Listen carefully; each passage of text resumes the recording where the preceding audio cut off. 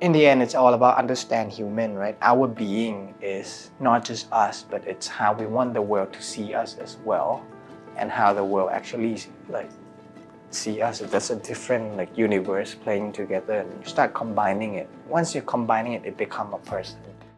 พี่กินผัดไทยไหมฮะ ทานอยู่ครับ บ่อยไหมฮะ ไม่ค่อยบ่อยครับ ครั้งสุดท้ายกินเมื่อไหร่ครับ น่าจะเมื่อวานซืนนะครับ เมื่อวาน You're a strange man, but okay, cool. It's always good to have a goal, even though you're not achieving something, but you're on the pathway of being something. And I think that's good enough. Because it's a very important thing to do, is to dream for something. Because even though you're not reaching the moon, we're still out there. We're still in the space. We're still between the stars. So we're still achieving something. Welcome back to the Source of Success YouTube channel. Today we're here at Pachara Hotel with a very special guest who has been very successful in a lot of fields such as entrepreneurship and entertainment.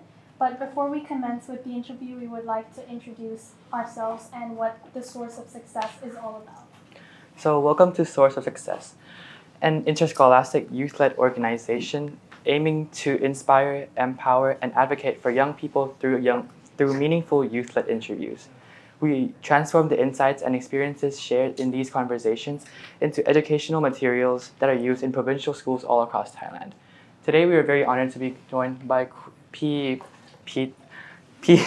Jira. ใจเย็นๆ We'll have time. We'll have a lot of time. Also known as P. Pachara นะครับ. So we are very excited to be learning from your experiences and stories. ครับ So my name is Panya Prat Panya, or you can call me Pan also. I'm from International School of Bangkok, and my passion, International Community School of Bangkok. We can always do take two นะใจเย็นๆค่อยๆเป็นค่อยๆไป Okay ครับ My name is Frenna. I'm an uprising sophomore at International Community School of Bangkok, and I'm really interested in the business and entertainment industry, and I'm also a big foodie. Ooh, okay. So my name is Power. Still exploring the fields I'm interested in, but I'm leaning towards finance and business. Business. My name is Proud, and I'm also from ICS, and I am interested in business and entertainment as well. My name is Lingling, and I'm an uprising sophomore in ICS, and I'm interested in business and finance. Oh. And I'm Rumaisa. I'm going into 11th grade and I'm in KIS Bangkok school. So I'm actually interested in medicine as a career, but throughout high school I've been very interested in business and maybe the prospect of having a business while I'm older. And since you've balanced being an entrepreneur with being an actor, it would be nice to see how you balance those things in your life. So while we're pretty acquainted with your work, some of our viewers might not be. So we would like if you could just introduce your journey a little bit as an entrepreneur and actor. Okay, so first of all, my name is Peach. Pachara, Thai name, but call me Peach for short. Well, my journey actually I started out when I was 17. I started by having cast in one of the film called SuckSeed, which is a bunch of loser kids want to have a band, and from there it leads to multiples of film. Billionaires, and then Countdown, and then TV series Hormones and stuff, and then it was kept on going for 15 years now. Yeah, and during that time, I found a business with my friends called Rocks Group. So we have Potato Corner, we have Khao-So-i, we have Ono Coffee, and hopefully we have a new launch soon with another brand. And then I have found another one of the social enterprise during COVID called Aura, which dealing with all the food supplies for community isolation. and then we pivot into something else, and recently just found another like retail F&B project called Mao. Yeah, so that's in a short. Okay. Yeah. So I heard in one of your interviews that you got into acting by accident. Yeah. So after venturing into it by accident, what motivated you to keep going when you already had a business on the side as well? I think at the time I just got super lucky and happened to be the film about kids, who playing music. So at the time during like the whole shooting thing, which is lasting around like 4 months, 5 months, I was just playing with like friends, like I have Kao, which is like 2 years younger than me. I have Nat, which is the same year as me, and I have like Earth, which is the same year. So we just went to the set just to play at the set. It's not really like working. So I got super lucky to have that privilege of like having fun at work, and then that's how I start finding a joy in doing acting, and it's like a good teaching school.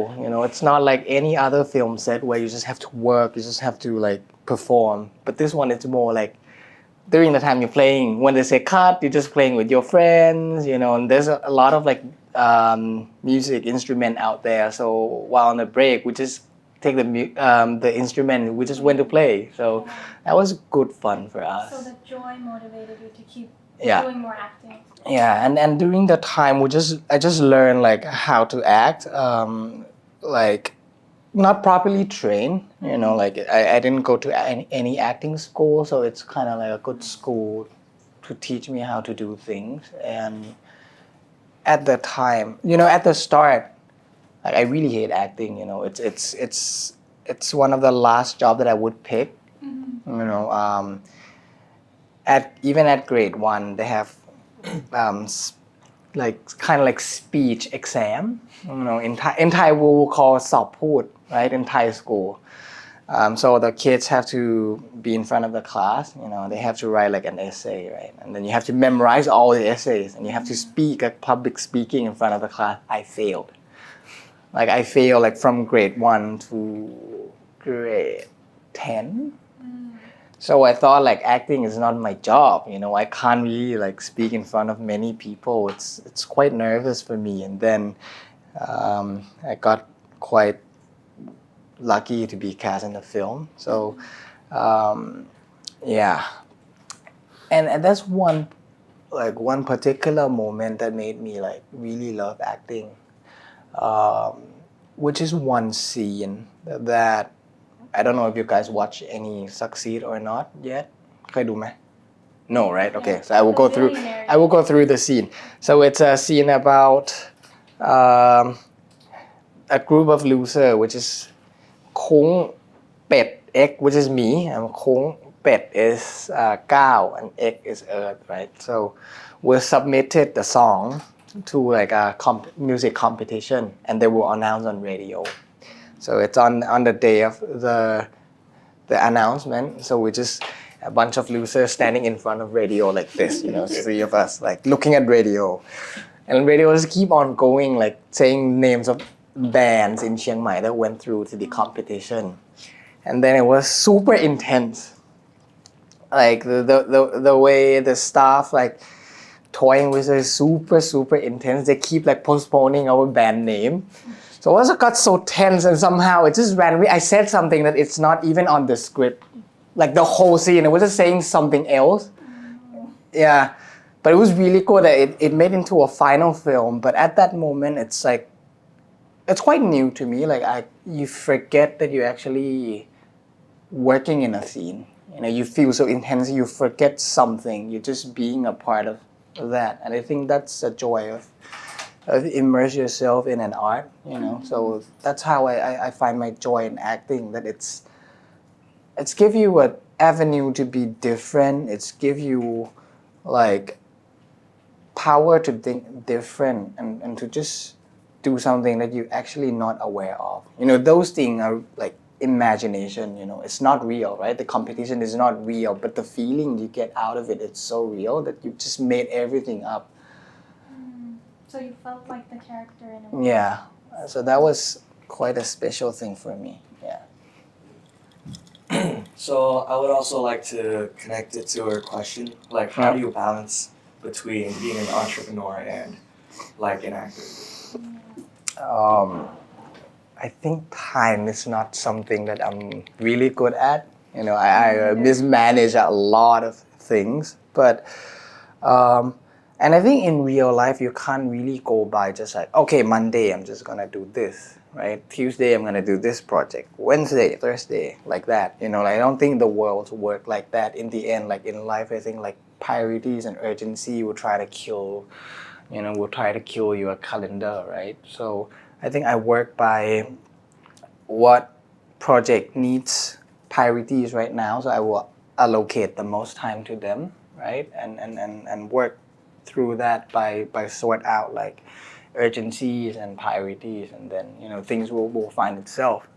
A lot of people who ask me about like how I do time management, and then I think that's the best way. Like I did try a lot of technique, doesn't really work. So I think like for me, like trying to sort out by this is the best way. And I think you will actually know as well, like if something doesn't fit into your calendar, that means it's not important to you. Like I use analogy like simple, like when you go on a date with someone, right?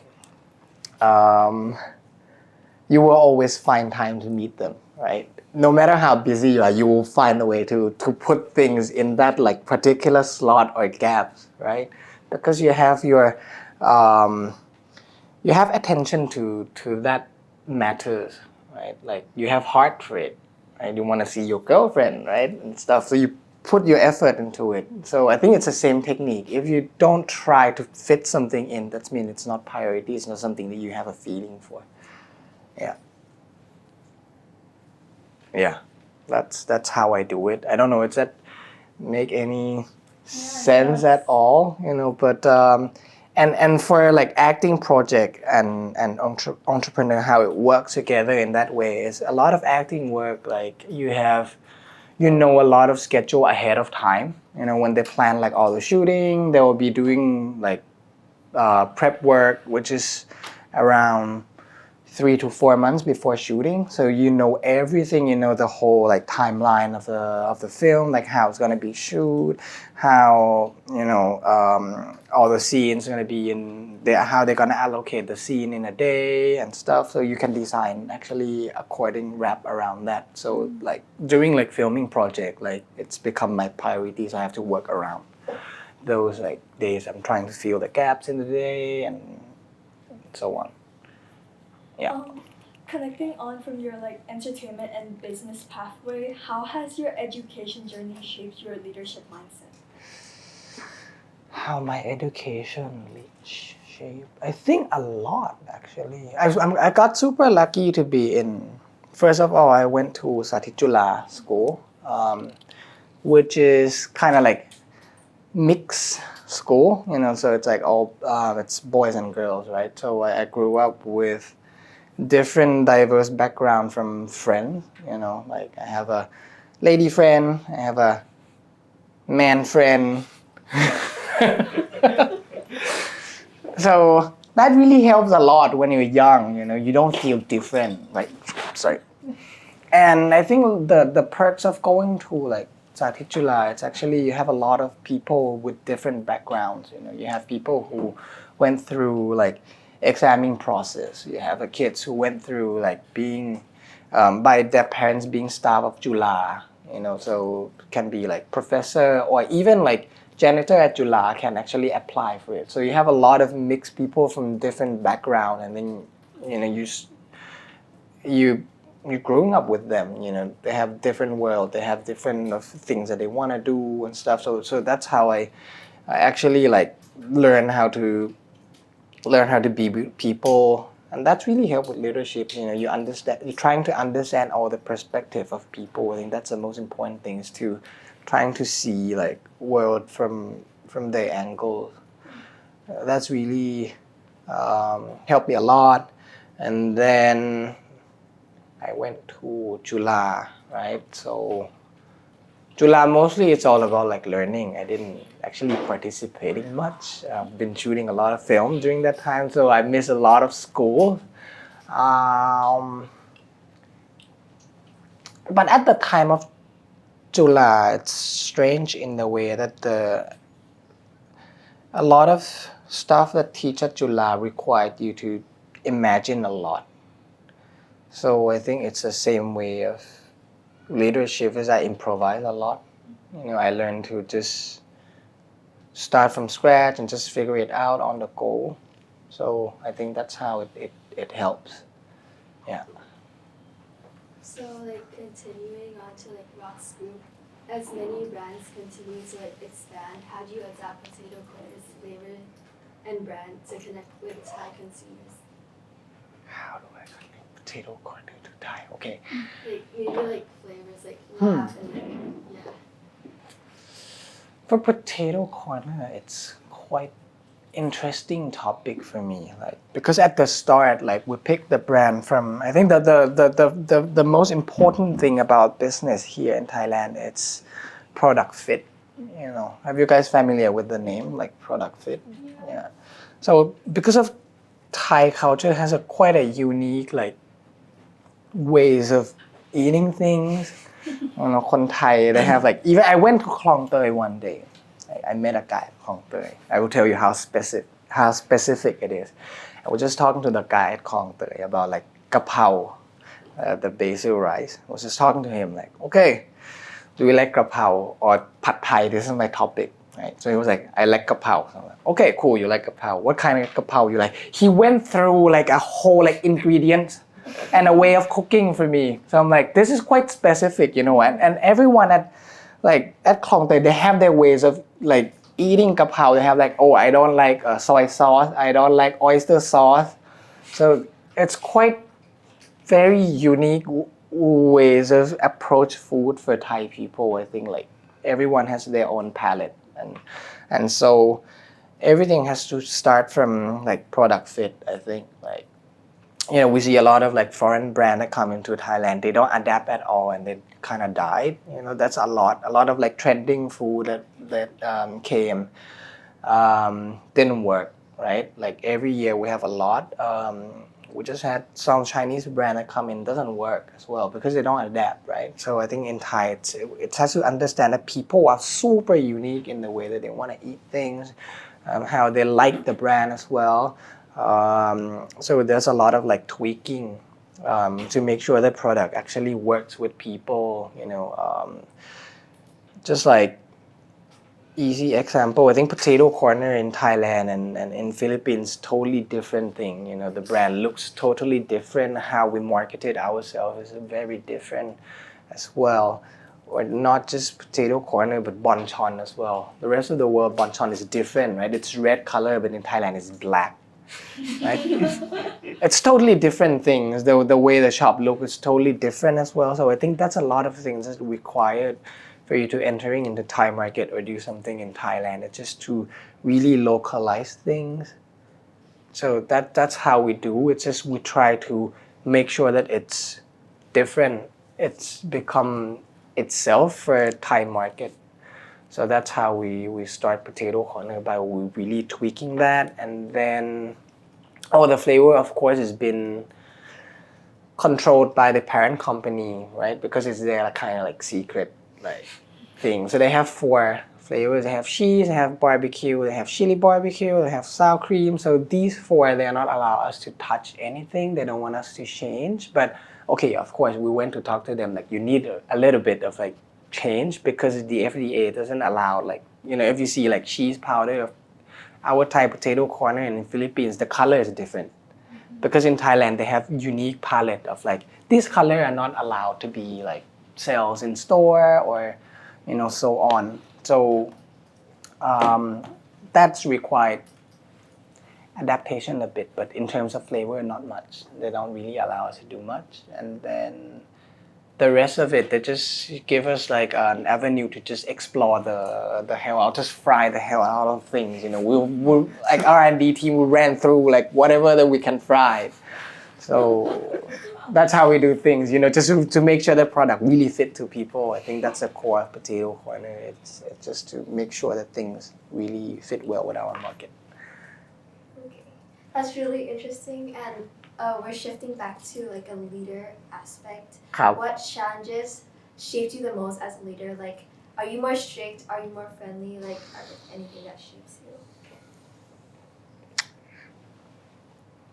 I'm not really strict, I guess. I think I'm not strict, but you mean like what experience really like shaping, right? Yeah.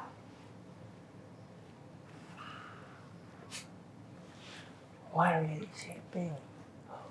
That's a lot actually.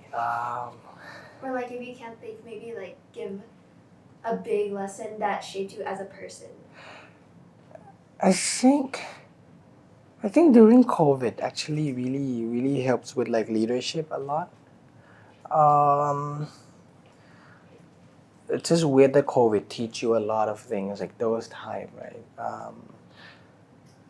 It's during Aura actually because I used to work in kitchen. I used to work like R&D and stuff, so I'm quite micromanaging a lot as well, like, and I kind of learned that during COVID that micromanaging doesn't really work, because with Aura we're trying to like bring in all the food surplus and then we repurpose it and like we cook it, and then we distribute it into like a lot of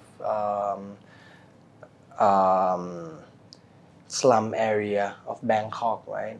And during the time there's a lot of staff that working in the kitchen, so I operate them just like in a what restaurant would, so I was micromanaging the hell out of people because like with Aura, we want to help people, so we can't waste stuff, right? Because it needs to be cheap, right? Otherwise, people could like basically we sell to like organizations that actually like on the ground like to help people during COVID. So they will give food to people at the door, so they're not going out, right? So that's kind of like how like community isolation works.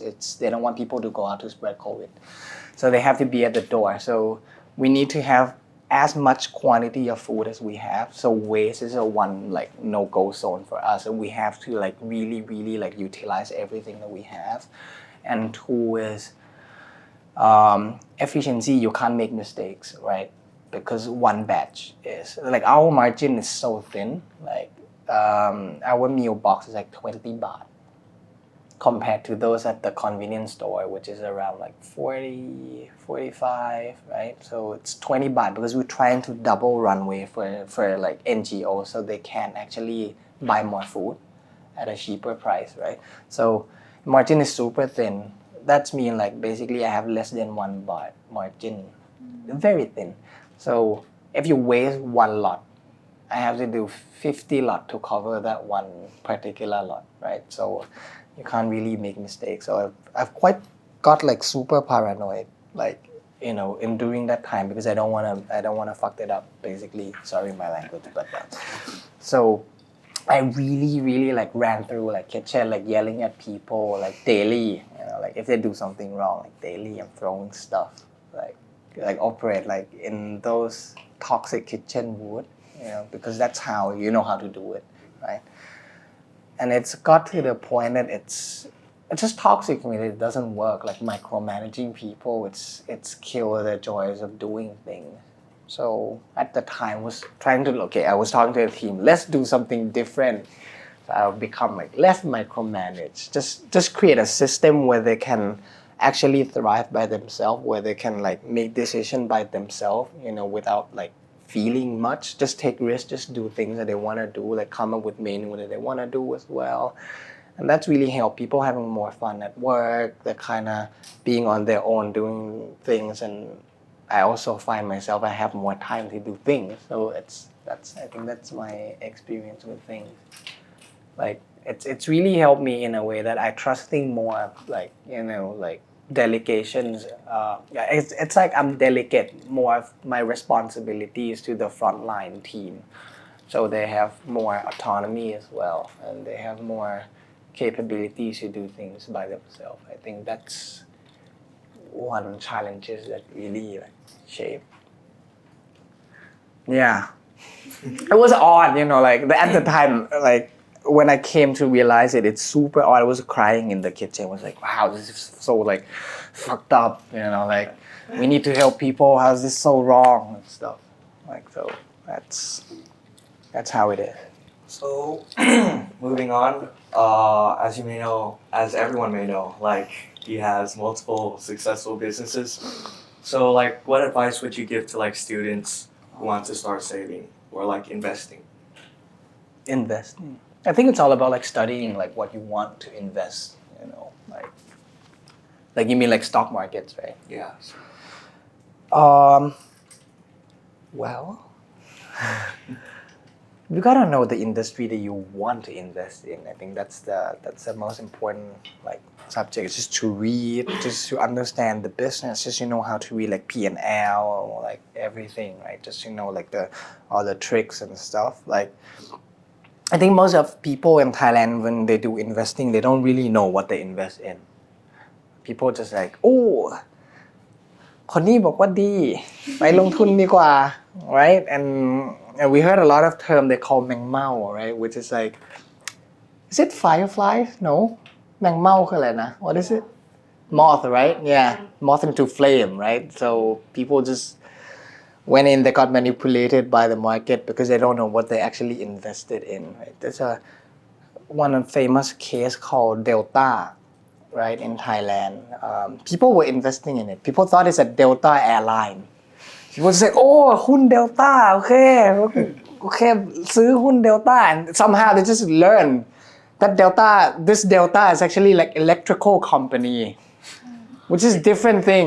But people was like, oh, Delta. So that's kind of tell that people don't really like researching about it. So the most important thing about like investing is to really understand like it's not just me saying, but I think like Warren Buffett, right? He's actually like spent his time reading a lot of books. Maybe like 70% of his work is actually reading like P&L, trying to spot like what to do with it. Like one of the most famous investors, right? That's what he do. It's read. So I think we should do the same, I guess. I don't know. Like, what do you think? I feel like that's great advice. So, What do you like? You like finance, so what would be your technique if you were to invest? I say just study, like you said, because honestly, you're someone I look up to because, well, you're successful as a person, as I'd say. So I would follow your advice to like study and know more of the business you're investing in. If there's one thing different, like that, like not my advice, what would you do if you were to invest one thing in your own way? My own way. Yeah. That's a good question. I'm not really sure. Like putting all your eggs in different baskets. Okay, diversification. Yeah, that would be one of the good technique. Yes. Yeah. Honestly, I would just, I don't know, because I feel like maybe it's me personally, but I would like focus on one sort of like business Okay. Like one particular thing. and like dump all my, not dump all of my money in it. I would just focus on it Okay. and to like research it like deeply. Okay, cool. That's another one good technique as well. Transitioning from your advice that you've given to us and back to food related Cup. topics. Went through a lot of worlds at the same time. That's cool. What has inspired you to start the restaurant Khao-So-i and the Cafe Una? These two happen at a different time. Khao-So-i. And I think both project, I would call serendipity, I think. Khao-So-i didn't happen because we're planning to.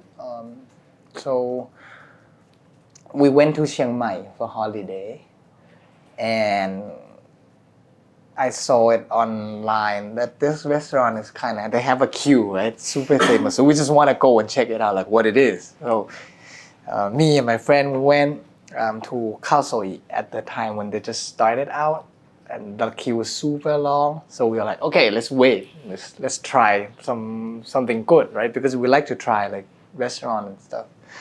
So we're just sitting. It was around like it's a 2-hour queue, I think, at that time. So we're just sitting. It's like, okay, let's wait for something. It should be good, right? If the queue is long, if people were like talking about it. And somehow the founder was actually there at the restaurant on that day. So I think he saw us and he came to talk. I think he kind of feel nervous that we have to wait for 2 hours. I guess that's how it started. So we just talked and I was just like, oh, okay. Random stuff. We just talk random things from like football to like football, sports to like normal stuff because we have 2 hours to talk. So we just keep talking randomly. And then somehow we just asked like, oh, how long are you staying in Chiang Mai? I'm like, a couple of days. So he was like, are you free tonight? So I'm, okay, what do you want? So he was like, let's come and like, let's go see my friends and stuff. So, like Thai style, go drinking and stuff. So I'm like, okay, let's do it. I don't know what to do as well. So I just went. Me and my friend, we just went. And then happened like in the middle of the night, he was just talking about like ideas of restaurant. He asked like, okay, what can he like improve about this and that? So we just kind of give like our opinions as well, our take like, okay, on service side, this could be a little bit better. You can use this tool to make sure that things run more like smooth. And then from there, like our conversation, like I think my friend just like he's called Bong. He's being a Bong thing. He's just like, oh, do you want to work with us? Randomly. And he was like, that's interesting, right? Piwin, the founder. And then from there, we just start talking like, how can we make this into like reality? That's how Khao-So-i started. Super random. And one was also random because I went to Milan with Bong. Like we're just traveling together. Like we're friends from grade 1, so that's what we do together. We do stuff like. So we went to Italy together, and out of the blue, like we're just sitting in a car. We saw a cafe and stuff, and we just talked together. Like, should we do a cafe or something? And then from there, we'll start during our trip. We start tweaking like the business model out of it, like during the trip, like how can we do a cafe? And then he just came up with like, oh, I think this price of coffee would be really good to sell in Thailand and stuff. And then at the end of the trip, we kind of have like the blueprint for Uno project. And then we start working with the team. Yeah, everything's happened like randomly as well, just super random. Yeah. So I also went to your Khao-So-i in London. Yeah. And I just want to know how you came out with the idea and like what challenges you had to face when opening a Thai restaurant in another country. Also, we didn't plan things out for Khao-So-i London to happen. We kind of know that, okay, going abroad for restaurant is kind of like super cool thing for Thai restaurant to do, right? It's like putting ourselves out there on the map. It's like promoting Thai food. I think that's what like a lot of restaurants would love to do. It's kind of like I don't think just Thai restaurant, but any restaurant in the world, they want to go somewhere else just to tell story like through their food. I think that's really important step for like all the restaurant to do. It's to be able to go out there trying to communicate in their own ways, and that's what we want to do as well. But we don't think that's possible for us at the time because like I think England is just it's 12 hours away. We don't know how we can operate things like 12 hours away. So we didn't even dare to like dream of doing it. And a lot of complication, right? Like rent as well. We don't know things like in England. So we don't think that's possible for us at the time. But I kind of think universe has a weird ways of like suffering people. There's like, okay, we're gonna make you suffer more. That's one phone call to my to our team's like phone, like, oh, Pachara, it's one restaurant in England, right? Wanna do pop up with Khao-So-i. So we're like, what? Like, okay, that's interesting, but we don't know how to do things, right? So it's back to the entrepreneurial process. Is we have to learn things by ourselves because we don't know like shit at all. So okay, we fly to England. That's our job. Okay, let's go see what it is. So we fly to London just to see like restaurant scene and stuff, and then super tricky in a way. Like okay, Pachara they don't have counter for like Khao-So-i. We have to build our own counter. So okay, came back to Thailand. Let's like do a lot of like built-in furniture. Like, so we design it. Everyone designing it, and then we give it to like carpenters to do their work. And we have to ship from Thailand to London. And at that time, logistics was at one of the quite fucked up period. Like everything got delayed because there's too many containers at the shipyard. They can't open the container on schedule. We have to postpone the launch date. And we were already there. We were having like payrolls already. Like finding staff is also like tricky by itself. And then everything has to be postponed because we don't have furniture. So that was super challenging because you don't know things. Like a lot of like geopolitics is at play as well at the time. I think we opened like right quite close by at the time of the ship that kind of blocks Suez Canal. Yeah. Right? It's The Evergreen. accident, right?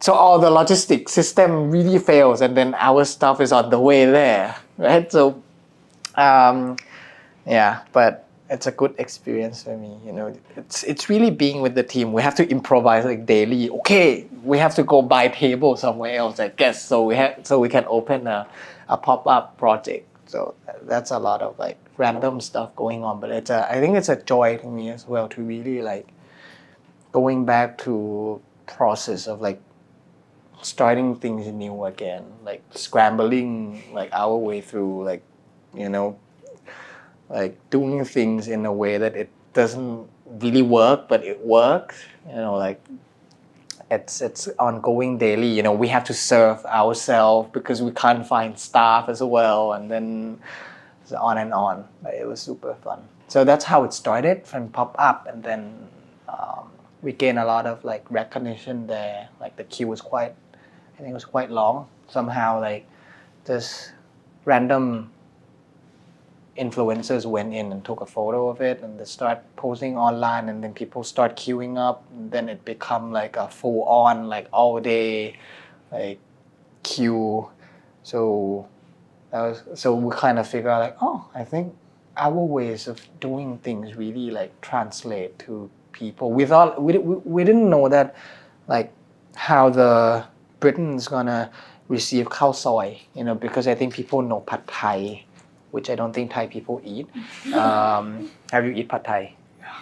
You like Pad Thai? It's Okay, you like Pad Thai. You like?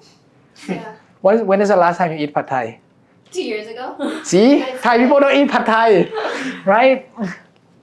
You? กินไหมไม่ชอบ Last month maybe. That's quite a while as well. Okay. พี่กินผัดไทยไหม ทานอยู่ครับ บ่อยไหมฮะ ไม่ค่อยบ่อยครับ ครั้งสุดท้ายกินเมื่อไหร่ครับ น่าจะเมื่อวานซืนนะครับ เมื่อวาน You're a strange man but okay cool ใช่แต่ถ้าแบบ normally I don't think Thai people eat pad Thai, right? But foreigners like to eat pad Thai. So we thought like, okay, people know pad Thai, people know tom yum goong. I don't think people know Khao-So-i. So, but then our ways of like communicating somehow works, and from there we think about like, okay, let's do it like real restaurant there because somehow concept translate, and then we start like opening a restaurant. Yeah. But by opening restaurant itself is also tricky as well. You need a lot of like permits. You need a lot of like scouting like location as well where it should work for this project, for this concept as well. And then the menu, if you went, it's different right? Because by itself, it can't really make sure that it's sustainable. So we have to really redesign the menu to tell like more story about like northern Thai cuisine as well. Yeah. So that's a lot of like work that we need to do. Super fun. Oh, sorry. Yeah, go ahead first. I was gonna ask, did you have to change anything to match like London's culture for Khao-So-i? Oh, of course. Like not really like changing like the recipe and stuff, but that's a lot of like things that it's totally different, right? Like, of course, regulation is different, so we can't import Thai meats, right? So we have to use like meats in Europe, right? So that itself really changed a lot of recipe as well because the fat content is different, right? The ways of cooking meat it's different. Like normally, like khao soy, what we do is we use a lot of like tough meat, right? And then we kind of stew it until it's super soft. That's how like normally like beef khao soy would do. But in England, beef like it's gotta say like quality is quite amazing already by itself. So that changed our ways of cooking as well. And also one thing we find troublesome is kathi, right? Coconut milk. In Thailand, we can use like fresh coconut because we have a lot of coconut, right? Our tropical weather, and so that's like coconuts really influence like the flavor of like curry in Thai food, right? But in England, you can't find fresh coconut because it's not allowed to be shipped from Thailand to England. All you have is a canned coconut like chao gok and stuff. That changed the whole. We got super stressed about it, like like because everything changed. The taste is different. The thickness is different. Like everything about it is different. The smell is different. So we really like. It took us around 3 to 4 months to really work this out. How can we work with canned coconut? We got super stressed to the point of okay, let's just build a machine in England that we like buy like a coconut and we'll make our own homemade like kathi. But in the end, we end up doing that. Yeah. At start, it's super bad. We start by กระต่ายขูดมะพร้าว which is like the tool, right? And everyone just do it daily by hand. It's super tough. Like it's a lot of like workload to the staff to do it. So we build a machine for it in England, right? And then a little bit mixed with like coconut can to make sure that like texture is consistent.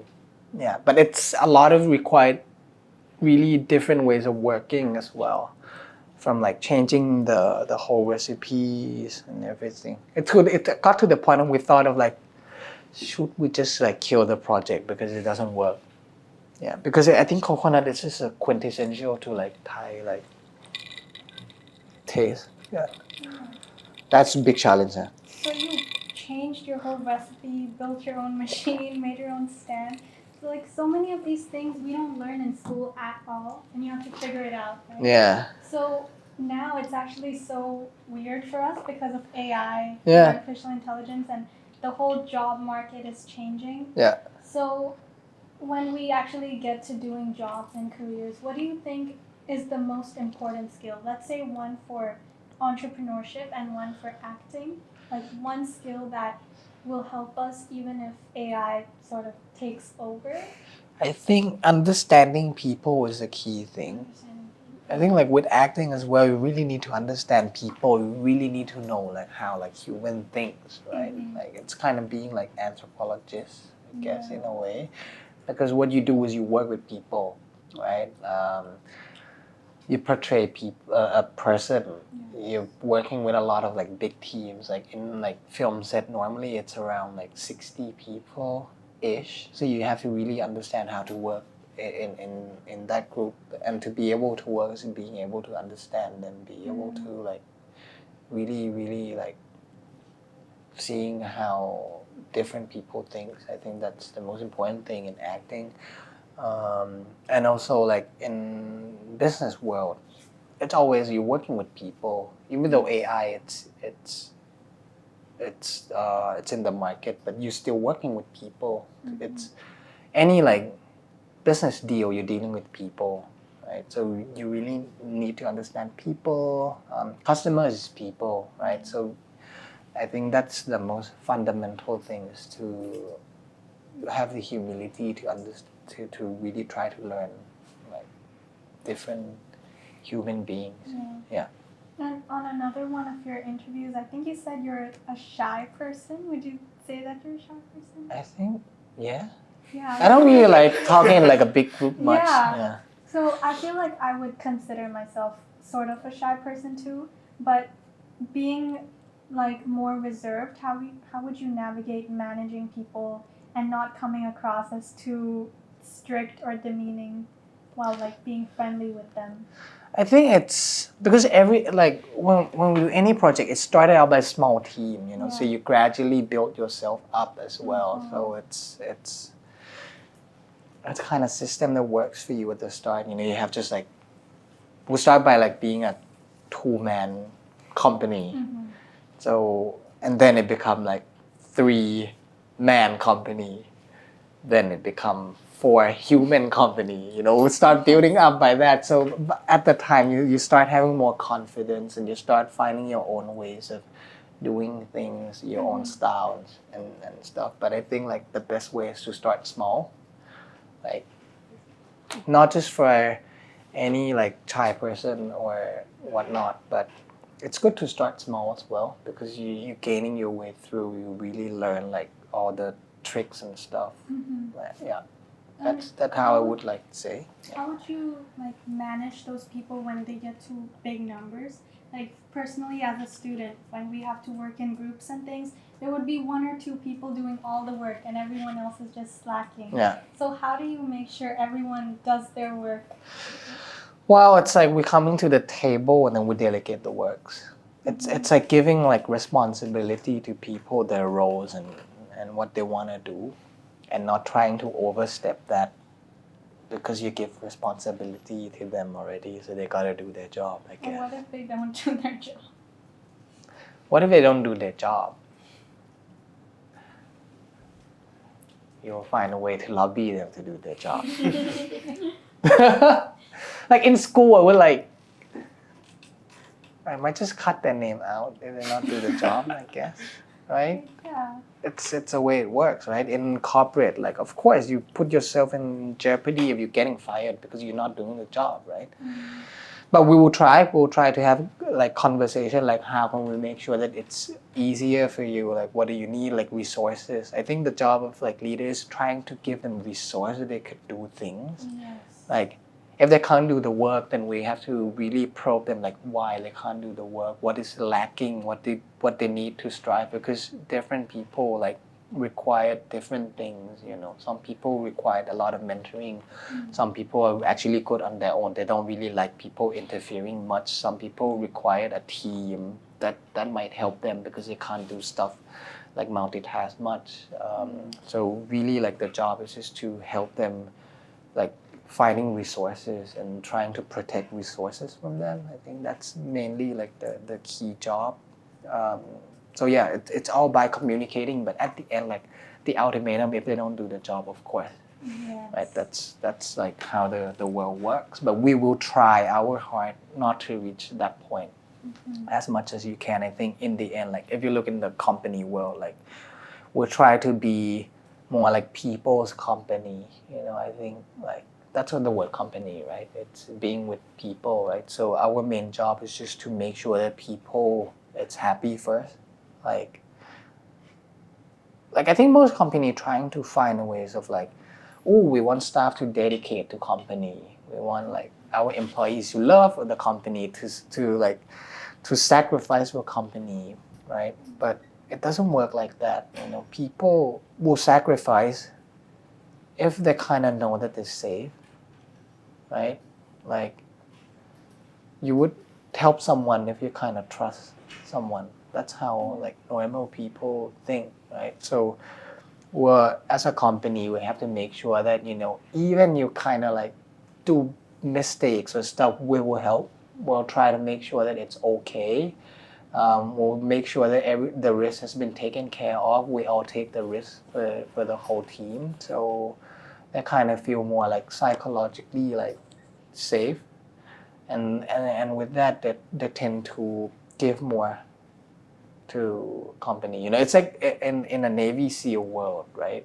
Have you wondered like some like incident where you see like one like soldier just ran out to drag a friend out of like, you know, like killing field. Yeah. Like how would you like, why would you sacrifice yourself to do that, right? I think in the end it's all about like trusting someone. It's being a part of like something, being a part of something, and then you will start to sacrifice. So in the same way, that's how we do companies. We'll have to create place where we can sacrifice ourselves as well. You know, like we'll put ourselves for them, like, and they will do the same thing. Yeah. Is that making? It does, yeah. Yeah. So you basically make sure they understand what it's about, and if they're slacking off, you try to ask why. Yeah. And then adapt based on them. Right? I think that's a key thing is protect resources, and I don't know why, like a lot of company in Thailand, when the team or when the project is doing something good, mostly like the boss is actually taking credits, you know, like, oh, project ผมคิดขึ้นมาเองนี่ผมเก่ง but when thing doesn't work you give shit to your team, right? But in reality it should be different things, right? It's your job to protecting them from like, That's true. right? It's mostly it's your job to eat up all the bad work, to give them like confidence enough to do things. Yeah, I think that's how it is for me. I don't know like if that's what you think. I think it would be applicable in school too. Like if we're working on a club, for example, and if there's some good results, you could show that this is the team behind it. Yeah. But if there are bad results, it's better to see maybe if you failed as a leader, where did you allocate resources? Mhm. Yeah. Yeah, I think. Yeah. So that's like really interesting because I would never assume that you're a shy person because you're like, you seem so confident and well-spoken. Yeah. My hands sweating. Like, as well as an actor, I think communication is really key because you have to relate with the audience. What is like one thing about acting that the audience might not know about your profession? One thing that the audience might not know. It's a lot of things that they don't know, but let me think through. One thing.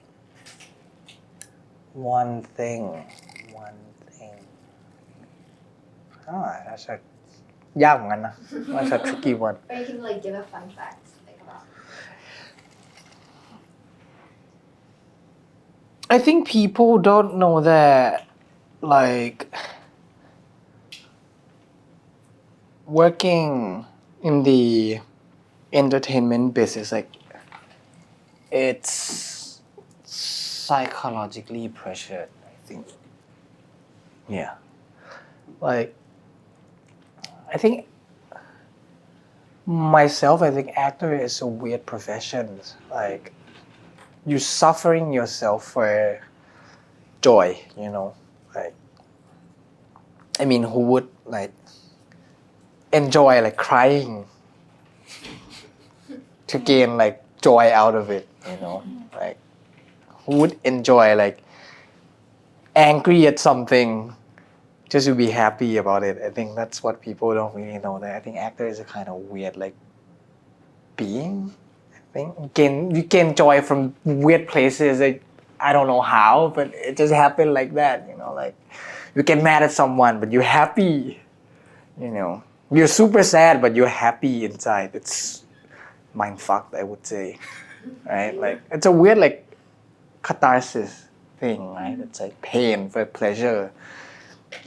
Yeah, I think that's what people don't really know about. I think it's suffering at the process, but in the end you find like joy in suffering that. I think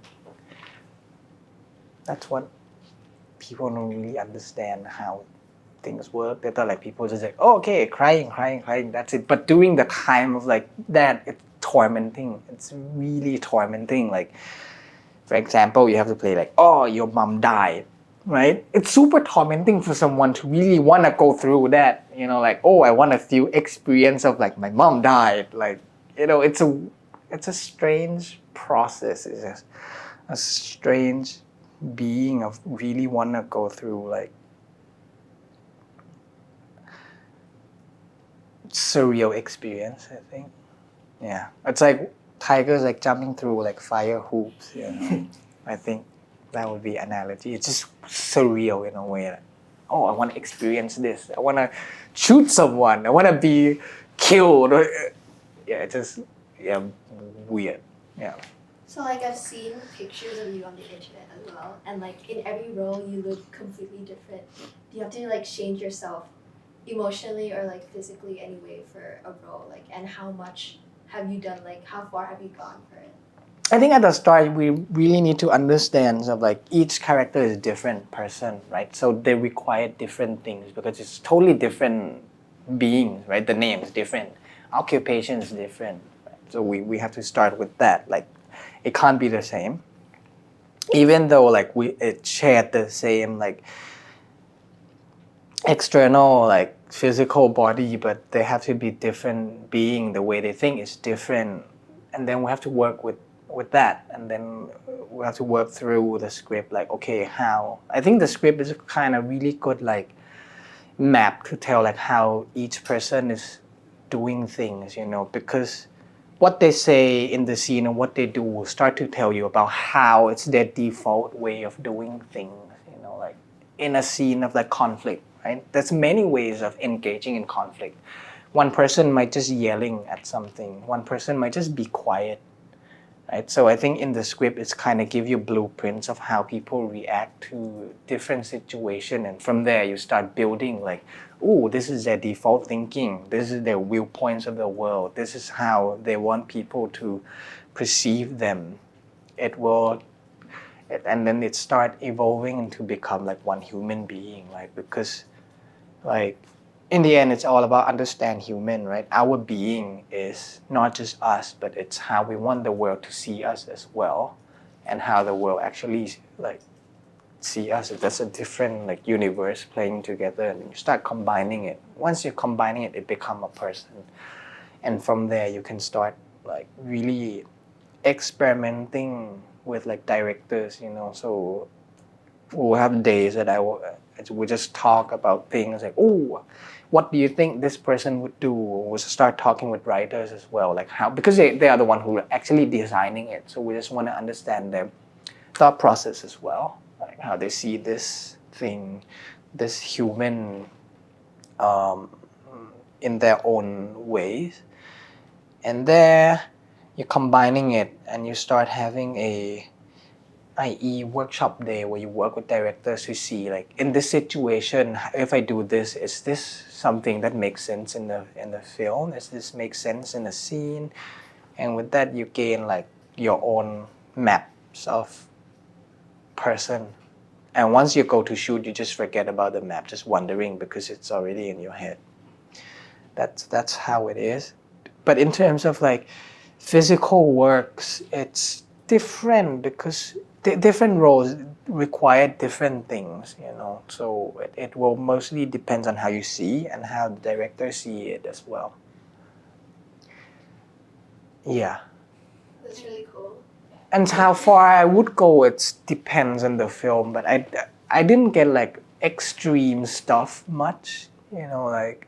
I think the person who's really good with like extreme thing, it's Isu, right? He has a lot of roles that he just like, oh, I'm gonna diet. I'm just gonna eat apples for 1 month and stuff. So he has his own ways of doing. But I didn't really get that kind of like extreme role much. So I didn't really like have a lot of like physical change. But each film, I would tend to like make sure that my weight is different from one film to another one, like trying to make sure that it's a lot different because each person looks a bit like, some people have more like fat in their skins, right? Some more active, so they have less of like, in terms of like muscle to fat ratio and stuff. So I will work that in a film. Like, okay, this film I want to be like 70 kilo. This film, let's do it like 76 because it looks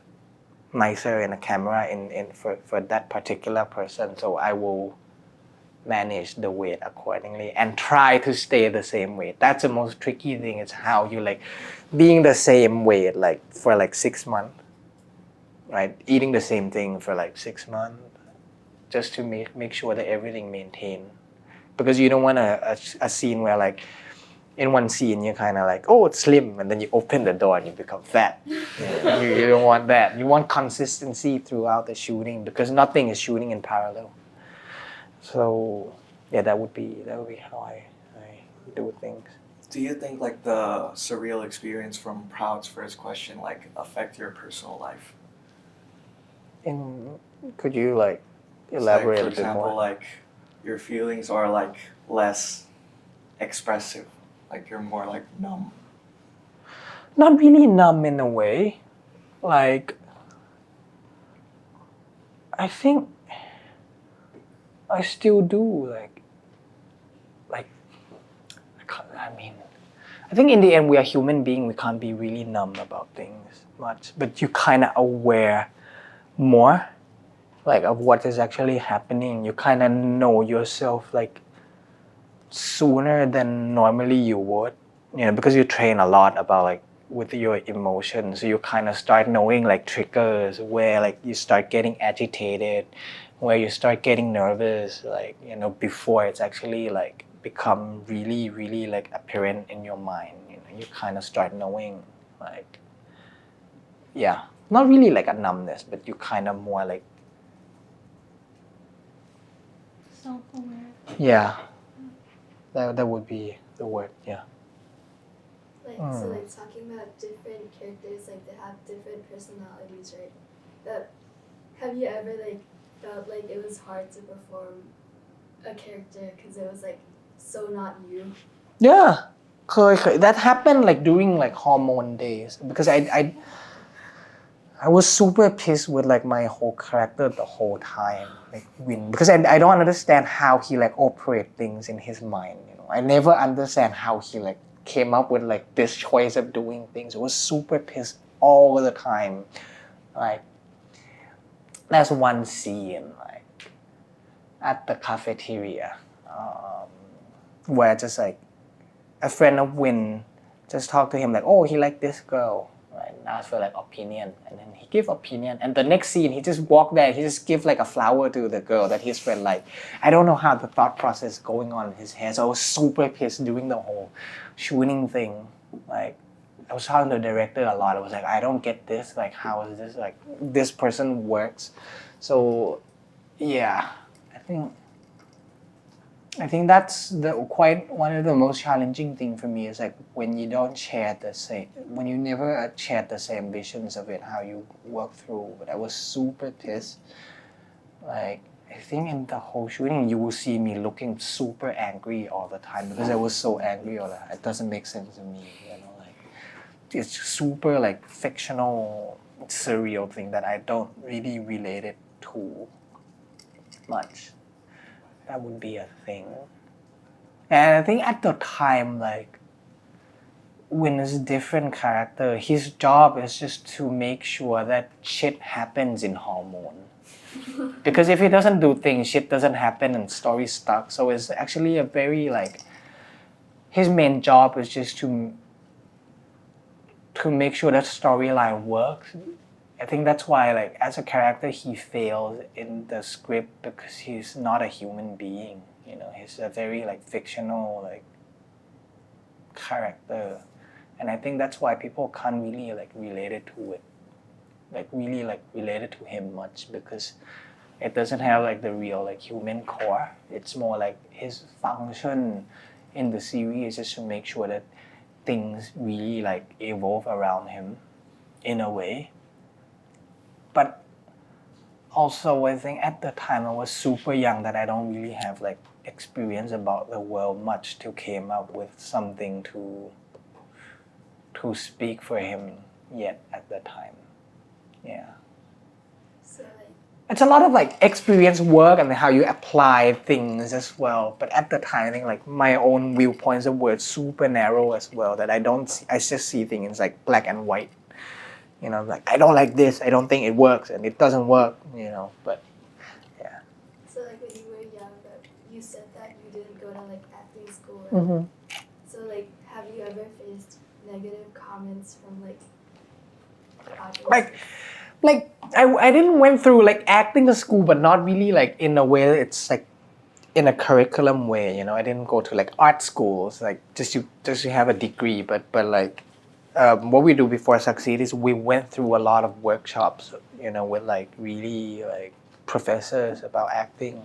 You know, but that's how I say about not going through like acting school. But we do a lot of like prep work. We do a lot of like learning how to do acting and stuff, but not really in a institutional schools like method ways of doing things. Yeah. Negative feedback.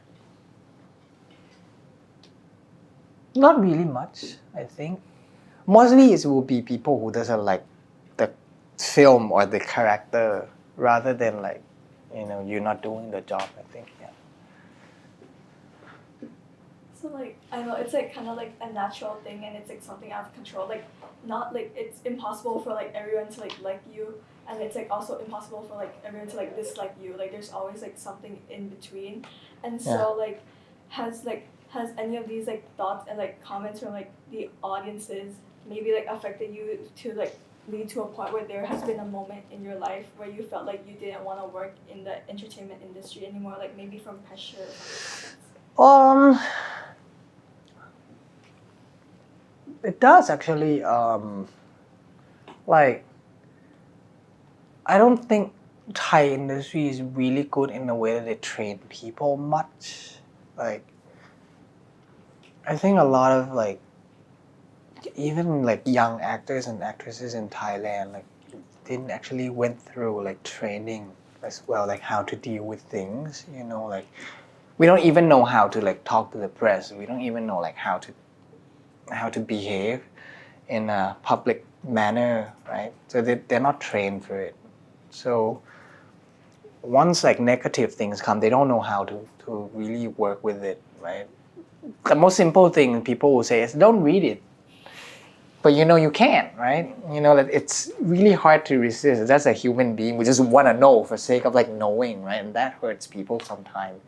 And I think a lot of people in industry doesn't really like have the tools to really like put up with all the negative things. I think that's a problem with industry. And I think I myself go through the same way as well. We don't really have someone to really like train us or teach us like how do we do with it. So we have to work it out by ourselves. And I think at this like that's a fun crossroad in the industry where when you're like kind of like teenage actors and you become like, I would say like old man actor, right? It's a totally different with that like chasm is super wide. Like no one's really talk about that much. Like those like transitioning like phases, right? Even like young actors who like teenage to like those like weird like gaps. It's actually a lot of things actually change, you know, like and I think like actor is a weird job that you gain satisfactions from external factors, right? Because people's validation is mean you're doing a good job, right? People liking the film means you're doing something meaningful, right? That is basically your whole functions of job. It's pegged on like whether you make sure that people said it's good or not, right? It's a credit system, right? So that's how you live by, and then you don't really have tools to really work when things change much. Like when you're a teenage, of course you have a lot of like fans or like people who like your work at the same age range. You know, sometimes they will go to the malls when you have like events and stuff, right? Because they have free time to do things. But once they start growing old, as yourself growing old, they have a lot of priorities in life as well. Some might have a family, right? Some might have a kid, so they didn't stop like coming. But as an actor, like you don't really know like the changes, right? And sometimes people kind of find themselves like, are they like irrelevant anymore? You know, like some people doesn't really understand that. And I think myself like growing through that as well at the time, I don't really understand much. So you start thinking about like, have you become like obsolete in your field? You know, have you become like not good anymore? Because like you kind of peg yourself to like external things and you're always comparing yourself to like the next like young thing. You know, you start like figuring out like, oh, I'm not relevant anymore. Should I quit my job? Should I not doing this anymore? But in the end, it's also the work that we have to find like satisfaction from within yourself. It's like I'm doing good job. I'm happy at the set. That's just good enough for me. You know, I'm delivering like my own things, and the rest is just whatever it is. But it's a lot of transition that people don't talk about much, and that's like with a lot of young actors. Sometimes it hurts people, you know, because they don't know like these things will happen. They don't know how to navigate when shit happens in that way. Yeah, but I found myself lucky, you know, like figure it out like super quick, and I don't think I bothered much about things, so I got super lucky. Yeah, and I start having like fans bringing their kids to see like me and the work. So I'm saying, oh, you have a kid now. They're growing up. Yeah, so that's good. Yeah. When you said earlier there's like juniors and senior actors, how would you describe like the pressure that you feel when you just started acting when you were 17, right? And then how would you describe like the pressure you feel from the senior actors to when like do they pressure you when you guys act? Or I think like when I'm young, like people kind of give a leeway that you can be like a little bit shit because you're young, you doesn't know much, right? So you can be more like explorative about things. So I was like, oh, I'm gonna do this weird film. I'm gonna do this random thing because you need like a lot of like bodies of work. You need a lot of like repetition, so you get used to working in the industry. So you might tend to being in super fucked up things. You might get being in like a B grade film, weird film, whatnot. You're just accepting all the jobs you can. So I think people have more leeways of like you being shit. I think, but when you're old, it's kind of like people kind of expect you to be good by yourself already, right? So it's a different like pressure as well. Yeah. so would you describe yourself as like a junior or like the middle or the like, senior actors? I think like when started, I was super like strange kid, like just having fun. I think just being whatever random things that I want to do. I think that would be my phase of like those like junior times, just having fun, just not caring about things, and it backfired a lot, but it is what it is. And those like middle path, I think it's where like I am actually like finding myself as well. Like it's a lot of transition in that period. You know, I was super like paranoid about things because I don't know like where to go. I don't know what to do with it. Like you're not in the place that you can play as a teenager anymore, but you're not old enough to being like old guys anymore as well. Like so you don't know like those gray areas. So you find a lot of how. But I think that is the most crucial process. Is you really learn about styling of like what you want to bring to the table as an actor as well. Like I think that's where like all the craft really like becomes your own ways of doing is that period.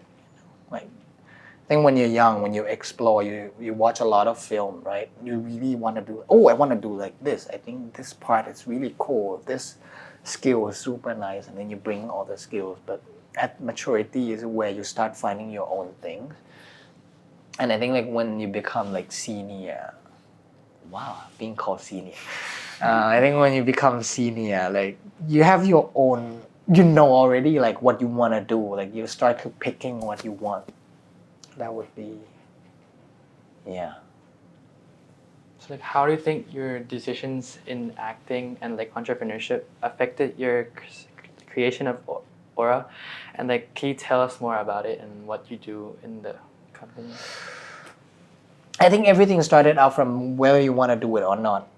Like in all things, like do you have passion for it? Do you have joy for it? I think that's the main core thing that doesn't change. Like Aura, like any entrepreneurial works, any like acting work, it has to start from like, do you want to do it? Because most of the time you have to deal with like not fun stuff, like admin work, all the stuff that you don't like to do, signing documents, reading like contracts and stuff, right? So you gotta have passion for something because that really helps when you need to do like all the nitty-gritty works, right? So it starts from there. Like all the time, it's always it's whether you have a feeling for it.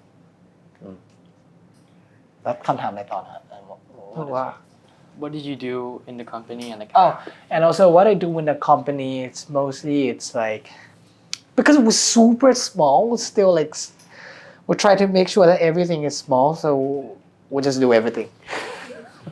Yeah, like we literally like everything. Yeah. So you had a lot to manage in all the different businesses, but also you said the acting companies gave you a big timeline and everything, right? Yeah. So I guess for acting you have a set date, but for your business it's a bit more flexible, Yeah. right? So how do you not slack off on your business because no one's keeping you accountable, you're the leader, but you are technically an employee when you're an actor. Yeah. So how do you prioritize your business sometimes? I think like with business, like you have accountability for your whole team as well. Like you're feeling the pressure of delivering something because like I think like any employees when they apply for you, basically it's not they're just applying, but they bring their whole clan of family to apply for you as well, right? That's how I see things. It's like they have their kids, right? That they need to pay the bills for. They have like the parents that they have to send them the bills for as well. So they kind of bring the whole thing to your company in a way. Like that's how I see things. So you have responsibilities to really delivering something. So that's kind of like pressure to at least do something to make sure that thing is good.